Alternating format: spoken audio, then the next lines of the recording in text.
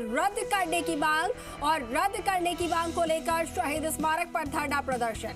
सांसद हनुमान बेनीवाल भी इस धरना स्थल पर मौजूद हैं और मीडिया से रूबरू हो रहे हैं सांसद हनुमान बेनीवाल। सुनते हैं उन्हें।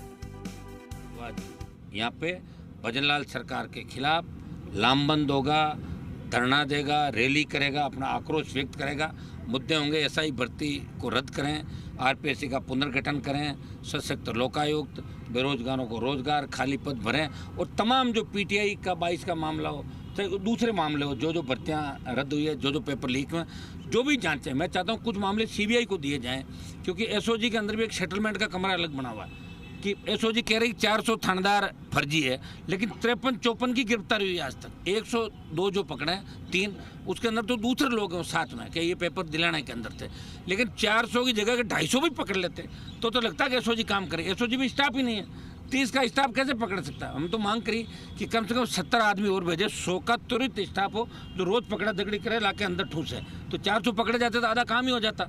दूसरी तरफ भजनलाल सरकार के मंत्री जो चयनित अभ्यर्थी है, जो ट्रेनी है, उनको प्रेस कॉन्फ्रेंस अलग करा रहे हैं। उनको कह रहे हैं तुम ये कहो भर्ती रद्द मत करो ताकि काउंटर हो जाए, हम भर्ती रद्द नहीं करनी पड़े। भर्ती रद्द करना तुम्हारा बीजेपी का एजेंडा था।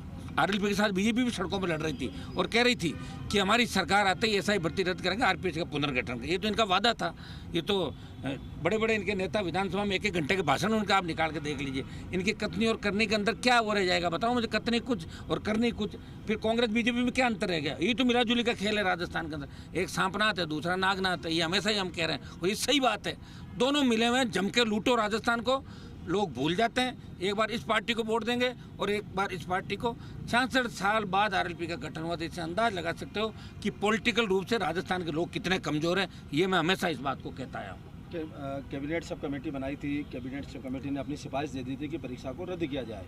उसके बाद फिर नए सिरे से कोर्ट का निर्देश आया और उसके बाद नए सिरे से बैठक हुई। उनकी भी बैठक नहीं हो पाई, मंत्री समय पर नहीं पहुँचे। अब 21 को फिर बैठक है। क्या मैं कह रहा हूँ, सब कमेटी ने तो पहले ही रिपोर्ट दे दी थी। कोर्ट के अंदर वो चले गई रिपोर्ट कि भर्ती रद्द करो।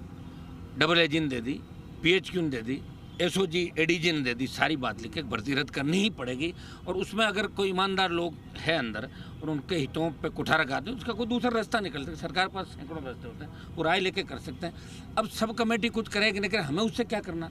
राजस्थान उच्च न्यायालय निरस्त करे नहीं करे, हमें उससे क्या करना है। भरोसा उच्च न्यायालय पे, लेकिन हम हमारी लड़ाई लड़ेंगे, वेट नहीं करेंगे। उच्च न्यायालय निरस्त करेगा। 25 तारीख को 1 लाख जवान यहाँ जुटेंगे। अगर यहाँ से पार नहीं पड़ी तो लॉ एंड ऑर्डर का भी हम ख्याल रखेंगे। लेकिन मुझे पता है कि 1 लाख जुड़ते ही भजनलाल सरकार घुटनों में आ जाएगी, दिल्ली कूच करेंगे, प्रधानमंत्री का आवाज़ घेरेंगे। ये आर पार की लड़ाई है, कोई साथ आए या नहीं आए।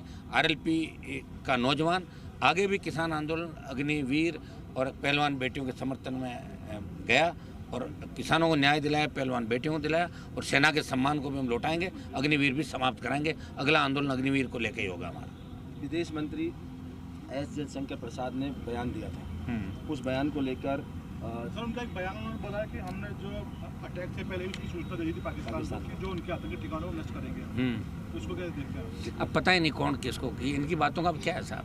देखो, भारत की बद पिट गई, उसमें कोई दो राय नहीं। बद इसलिए पिट गई कि आपने जब ऑपरेशन सिंदूर में आतंकी ठिकाने नष्ट किए, कुछ बच गए थे। इन्होंने कहा, सुनिए मेरी बात, पता नहीं उन्होंने कहा कि नहीं कहा, उनकी बात कौन सी सही है। कैसे कहें कि वो सही बोल रहे हैं? कौन सही बोल रहा है? मोदी जी ने कहा नहीं इतने करोड़ खाते में आ जाएंगे, कोरोना नहीं आएगा। आ गया था ना कोरोना।